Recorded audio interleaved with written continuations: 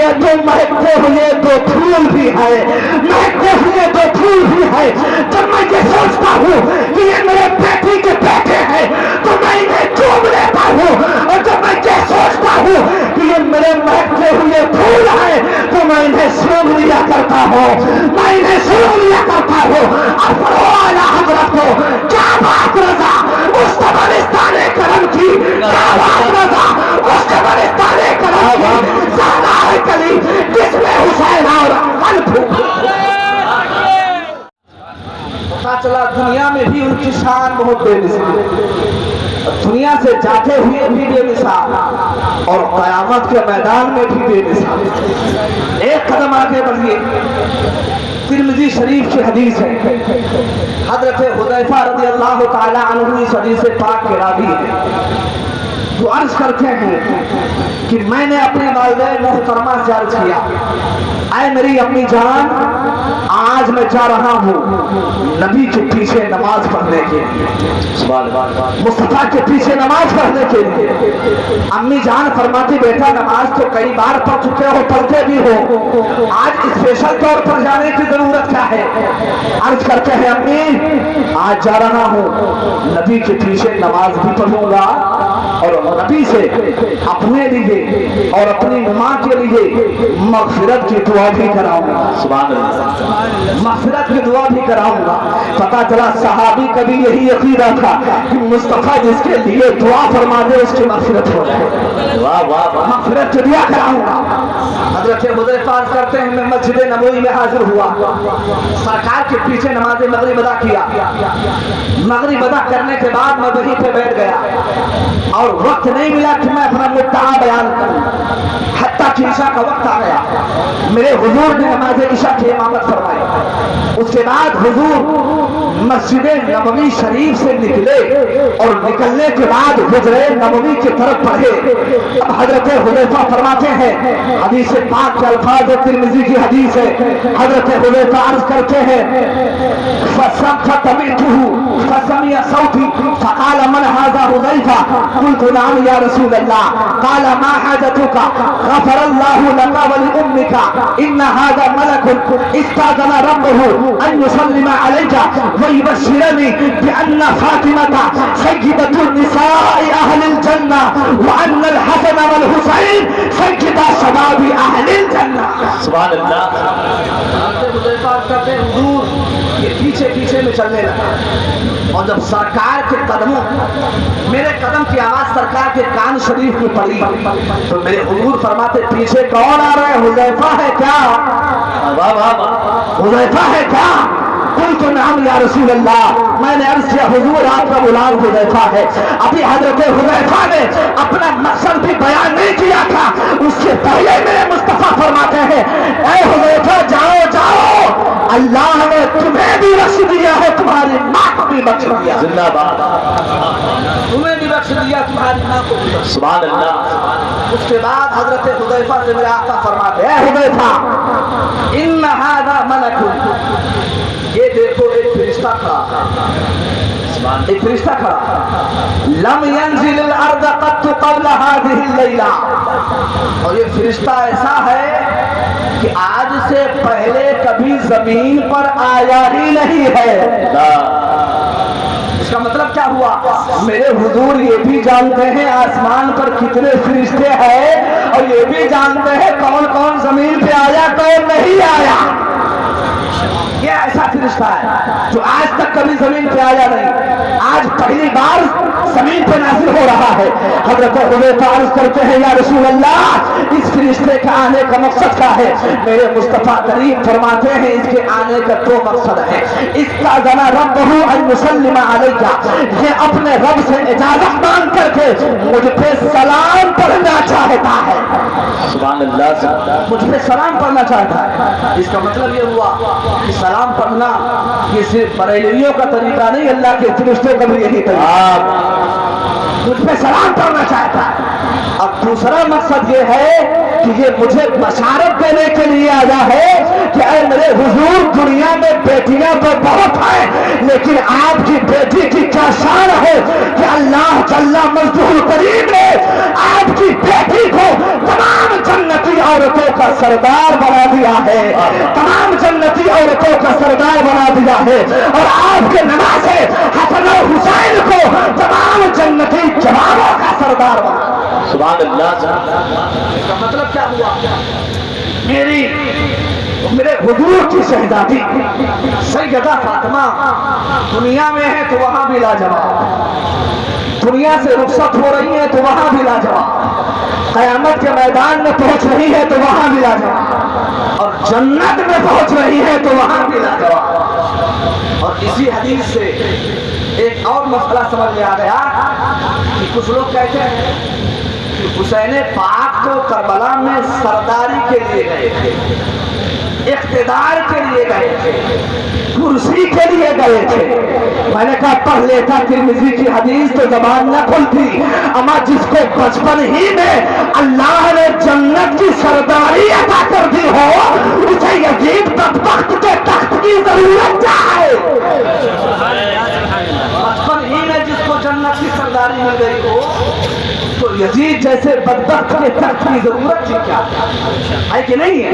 اب سننا، میرے حضور کو جس سے جس قدر نسبت ہے وہ اتنا ہی عرفہ و اعلیٰ، اتنا ہی عرفہ و اعلیٰ۔ حدیث پاک میں میرے مصطفیٰ کریم فرماتے ہیں من اخاف اہل المدینہ ظلما اخافہ اللہ وعلیہ لعنۃ اللہ والملائکۃ والناس اجمعین۔ جس نے مدینہ شریف میں رہنے والوں کو ظلمن ڈرایا، اللہ تعالیٰ اس پر خوف ڈال دے گا، اور اس پر اللہ کی بھی لعنت، اس پر رسول اللہ کی بھی لعنت، اس پر تمام فرشتوں کی بھی لعنت، اور اس پر تمام لوگوں کی لعنت۔ اب آپ ذرا مجھے بتائیں کہ جس بندے کو میرے حضور سے صرف اس قدر نسبت حاصل ہے کہ اس نے شہر مصطفیٰ کو اپنا مسکن اور ٹھکانہ بنا لیا، جب اس کی عظمتوں کا یہ عالم ہے تو جس سیدہ فاطمہ کے جسم اطہر میں میرے حضور کا خون اطہر دوڑ رہا ہو، اس سیدہ فاطمہ کی عظمتوں کا عالم کیا ہوگا؟ اسی لیے تو میرے امام فرماتے ہیں خون خیر الرسول سے ہے جن کا خمیر اس خدا پاک کی نت لاکھوں۔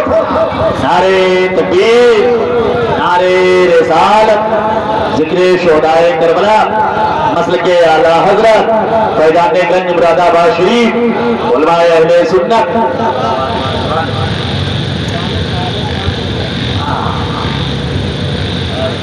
آپ کو میری بات سمجھ میں آ رہی ہے؟ مزہ آنے کے لیے توجہ کیجیے۔ میرے حضور کو جس قدر جس کو نسبت وہ اتنا ہی عرفہ و اعلیٰ۔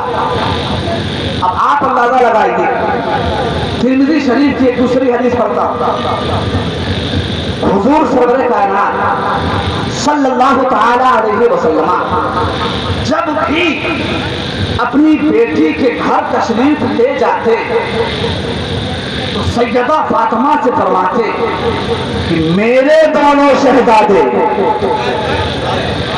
اپنے نہیں، میرے دونوں شہزادے حسن و حسین کو میری آغوش میں پیش کیا جائے، پیش کیا جائے۔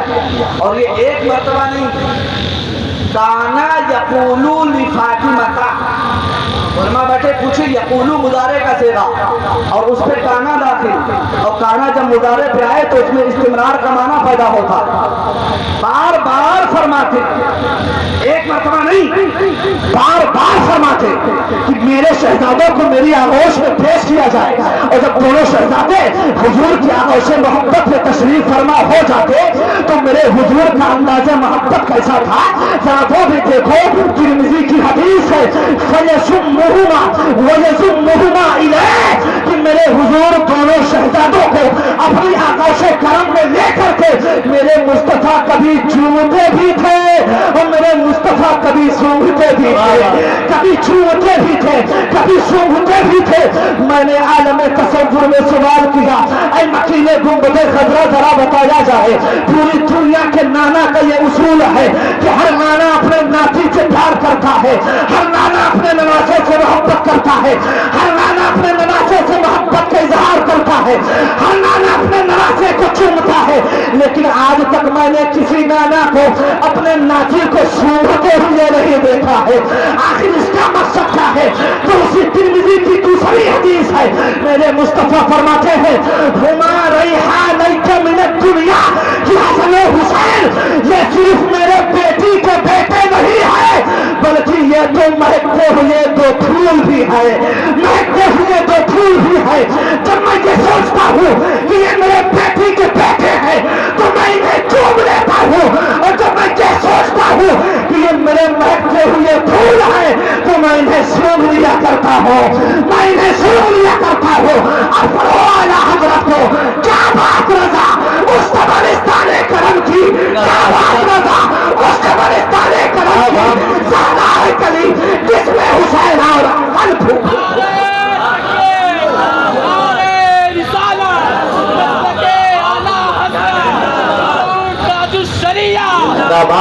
बस्ती खरिया खरिया तकबीर नारे रिसालत। अंदाजा लगा, मैं कुछ भी अपनी तरफ से नहीं सुनाऊंगा, या तो कुरान सुनाऊंगा या तो हदीस सुनाऊंगा। आजकल कुछ लोग झूठी झूठी जाली जाली रवायत का सहारा लेकर हुसैन की अजमत को बयान करते हैं। मैंने कहा एक आम आदमी की तरफ झूठ को मंसूब करना इतना बड़ा गुनाह, तो हुसैन पाक की तरफ झूठ करना, झूठ की निस्बत करना, यह कितना बड़ा गुनाह। हुसैन की अजमत को बयान करने के लिए झूठी रवायत नहीं, मेरे मुस्तफा का फरमान ही काफी है। वाह वाह वाह, मेरे हुजूर का फरमान काफी है। मैं आपसे एक सवाल करता हूँ, आदमी नमाज पढ़ता है तो नमाज में कई सूरतें होती हैं, कभी क़याम की हालत है, कभी रुकू की हालत है, कभी कौमा की हालत है, कभी जलसा की हालत है, कभी सजदा की हालत है, ये तमाम हालतें। मगर नमाजी किस हालत में सबसे ज्यादा अपने रब के करीब होता है? मेरा आपसे सवाल, किस हालत में सबसे ज्यादा अपने रब के करीब होता है? उलमा से पूछेंगे तो आप बताएं। नमाजी जब हालत सजदा में होता है, जब हालत सजदा में होता है तो सबसे ज्यादा रब के करीब होता है। अब सवाल आएगा जहन में कि कौमा भी तो नमाज है, कयाम भी तो नमाज है, रुकू भी तो नमाज है, जलसा भी तो नमाज है, तो ये सारी सूरतें नमाज की है। मगर सबसे ज्यादा कुर्ब नमाजी को हालत सजदा ही में क्यों है? सबसे ज्यादा कुर्ब हालत सजदा में क्यों? जवाब सुनिए, जवाब सुनिए। हालत सजदा में जब नमाजी होता है तो उसके जिस्म की जो सूरत होती है, जो ढांचा होता है, जो कैफियत होती है, वो लफ्ज़े मोहम्मद के मुशाबे होती है। लफ्ज़े मोहम्मद, जुमले पे गौर कीजिएगा, ताते मोहम्मद नहीं, लफ्ज़े मोहम्मद के मुशाबे होती है। यानी जब नमाजी हालत सजदा में होता तो उसके सर का हिस्सा ये लफ्ज़े मोहम्मद की पहली मील की तरफ इशारा करता है, हाथ का हिस्सा ये लफ्ज़े मोहम्मद के हाथ की तरफ इशारा करता है, और कमर का हिस्सा ये लफ्ज़े मोहम्मद की दूसरी मील की तरफ इशारा करता है, और उसके नीचे का हिस्सा ये लफ्ज़े मोहम्मद के दाल की तरफ इशारा करता है। तो जो करना आने वाले जुमले पे सुभानना, जब नमाजी हालत सजदा में होता है तो सबसे ज्यादा अपने रब के करीब क्यों होता है? वजह यह है कि उसने अपने जिस्म को लफ्ज़े मोहम्मद के मुशाबे कर लिया, तो अल्लाह ने उसको अपना कुर्ब अता फरमा दिया। सुभान अल्लाह, सुभान अल्लाह, वाह वाह। आप इसको यहीं पर एक मिनट मिशकात शरीफ की हदीस है, حضرت مولا علی مشکل کشا اس کے راوی ہے، وہی فرماتے ہیں وعن علی قال كان الحسن اشبه رسول الله صلى الله عليه وسلم ما بين الصدر الى الراس والحسين ما كان اسفل من ذلك. مولا علی مشکل کشا فرماتے ہیں کہ میرا بڑا شہزادہ حسن یہ سر سے لے کر کے سینے تک میرے حضور کے مشابہ ہے. سر سے لے کر سینے تک میرے حضور کے مشابہ ہے. اور میرا چھوٹا شہزادہ حسین یہ سینے سے لے کر کے پیر تک میرے حضور کے مشابہ ہے. اب ذرا سچائی کے ساتھ بتانا، جب عام بندہ حالت نماز میں اپنے جسم کو لفظ محمد کی طرح بنا لیتا ہے تو وہ رب کی بارگاہ میں اتنا مقبول ہو جاتا ہے. تو جس حسن و حسین کو اللہ نے میرے حضور کے مشابہ بنا دیا ہو ان کی مقبولیت کا عالم کیا ہوگا؟ سبحان اللہ سبحان اللہ. واہ ان کی مقبولیت کا اندازہ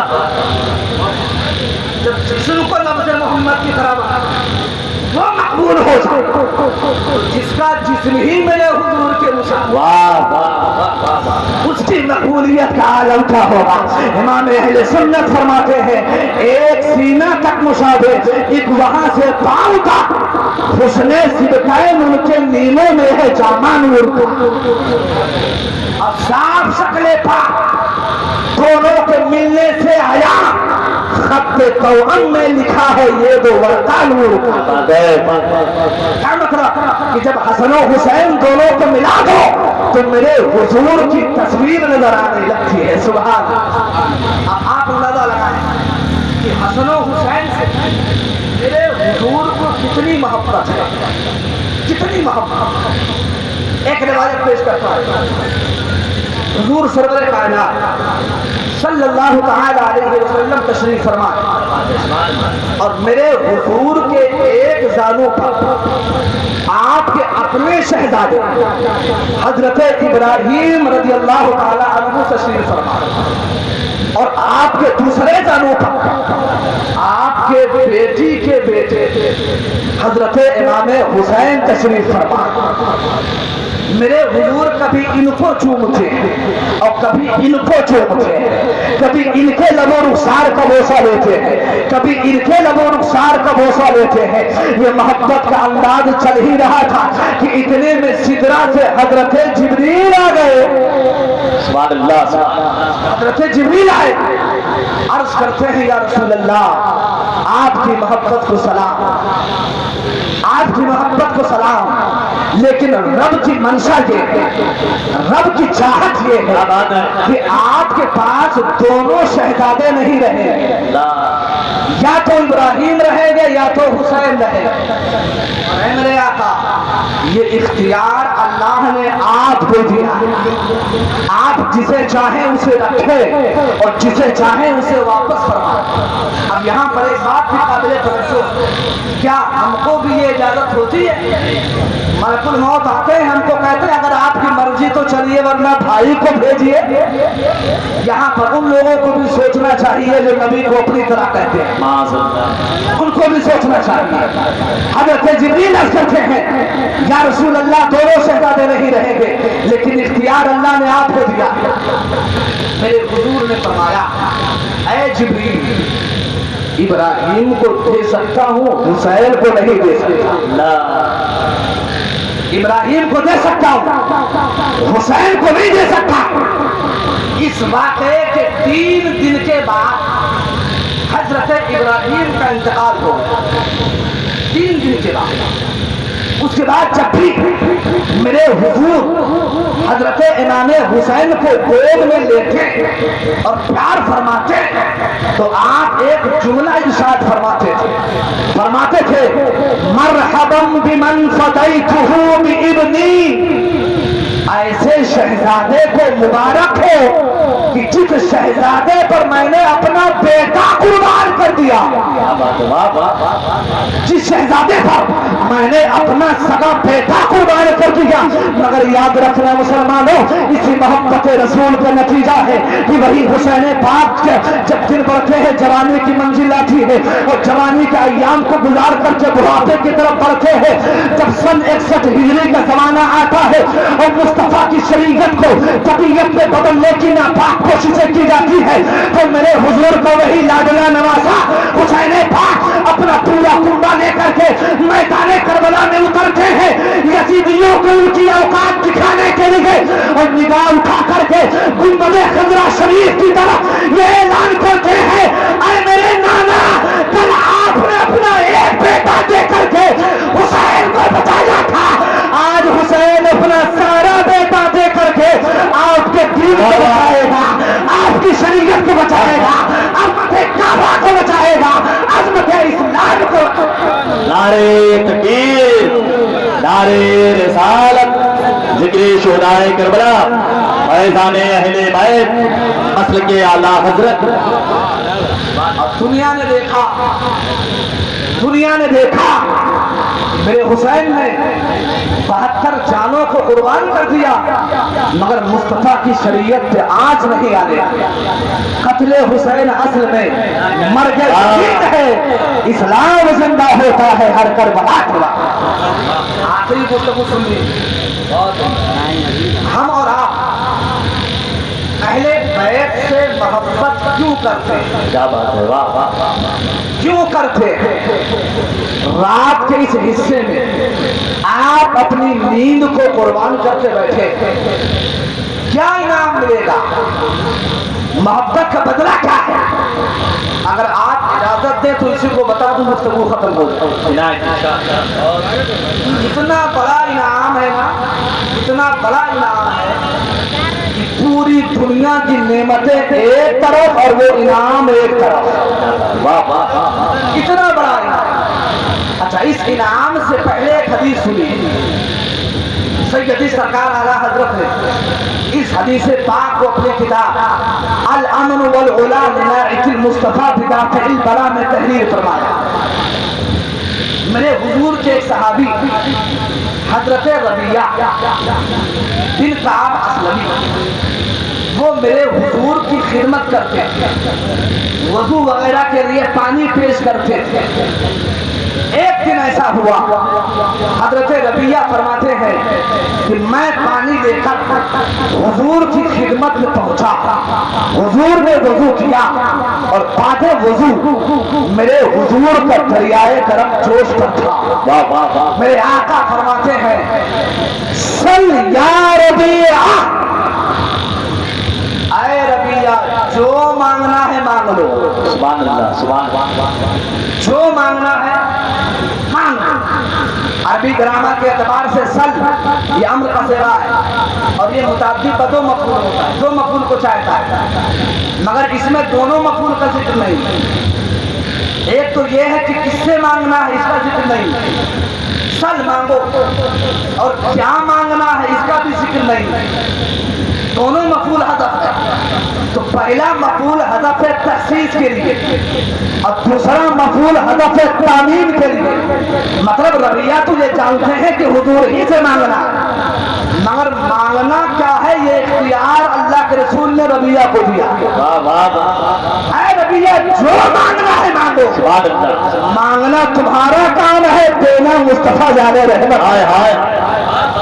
जो मांगना। अच्छा, अगर ये फरमाते हैं मेरे सरकार की रबिया ये मांगो, नाम दे देते तो कोई कह सकता था कि चूंकि वो सामान, वो चीज हुजूर के घर पे रखी हुई थी इसलिए हुजूर ने लाके दे दिया। ये नहीं फरमाया जो मांगना है मांगा। अब हजरत रबिया ने भी मांगा तो क्या मांगा, सुभान सुभान अल्लाह। आज अगर हमारे लिए ये ऑफर हो जाए तो हम अपनी अक्ल के मुताबिक जो सबसे बड़ी चीज होगी उसे मांगेंगे, है कि नहीं है? अब जब हजरत रबिया ने भी मांगा होगा तो जो चीज उनके अक्ल के हिसाब से सबसे बड़ी होगी वही तो मांगा होगा। अब सहाबी के मांगने पर भी कुर्बान, सुभान अल्लाह। क्या मांगा? عرض کرتے ہیں یا رسول اللہ انی اسألک مرافقتک فی الجنہ. حضور صرف ایک خواہش ہے، ایک تمنا ہے. کیا؟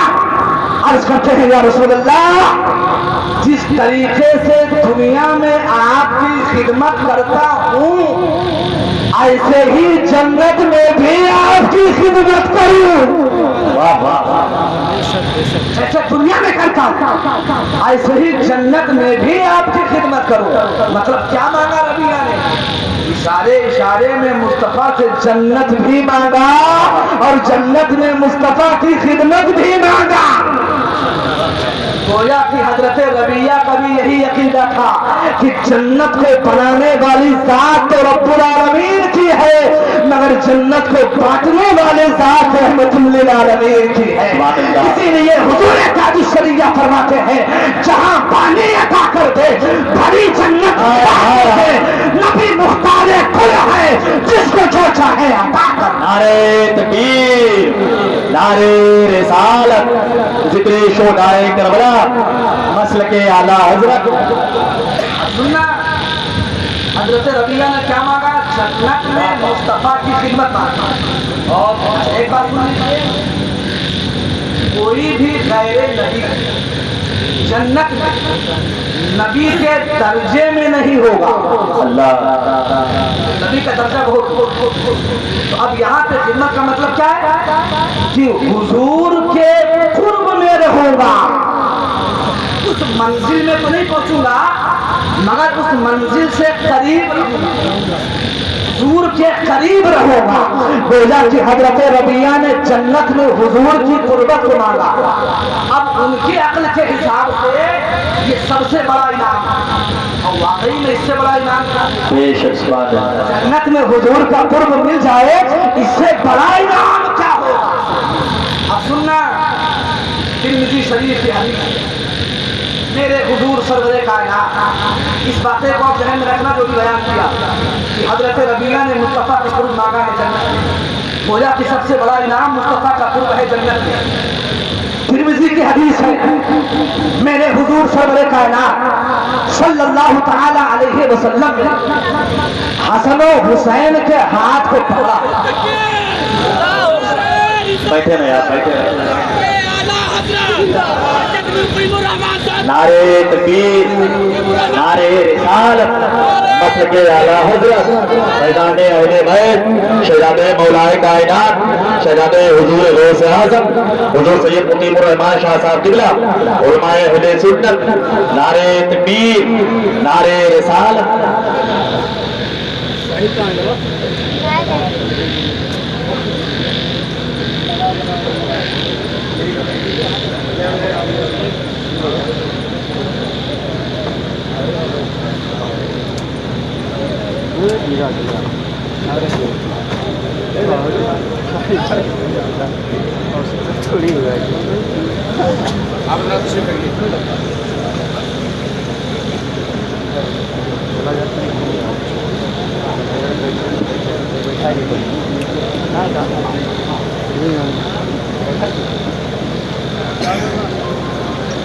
ماشاءاللہ آپ حضرات دیکھ رہے ہیں کہ حضرت سید صاحب قبلہ تشریف لا چکے ہیں. بس آخری گفتگو میری آخری جواب اس کے بعد پھر میں رخصت ہو رہا ہوں. درود پاک پڑھیں اللہم صلی علی سیدنا و مولانا محمد وبارک وسلم. صلاۃ و سلام علیک یا سیدی یا رسول اللہ صلی اللہ تعالی علیہ وسلم. تو حضرت ربیہ نے حضور سے جنت میں قرب مانگا. اب سننا ترمذی شریف کی حدیث ہے حضور سرور کائنات صلی اللہ تعالی علیہ وسلم اپنے دونوں شہزادے حسن و حسین کے ہاتھ کو پکڑا اور پکڑنے کے بعد میں میرے مصطفیٰ فرماتے ہیں من احبنی و احب ہذین و اباہما و امہما کان معی فی درجتی یوم القیامہ. سبحان اللہ. میرے حضور فرماتے ہیں کہ جو بھی بندہ مجھ سے محبت کرے گا اور میرے ان دونوں شہزادوں سے محبت کرے گا, ان کے باپ مولا علی سے محبت کرے گا اور ان کی ماں سیدہ فاطمہ زہرا سے محبت کرے گا کانا فی درجتی مئی یوم القیامت، وہ جنت میں میرے درجے میں میرے ساتھ ہوگا. سبحان اللہ. یوم القیامہ کا ترجمہ حضرت علامہ نعیم الدین مراد آبادی نے اپنی کتاب میں جنت کیا. جنت میں میرے درجے میں میرے ساتھ میں ہوگا.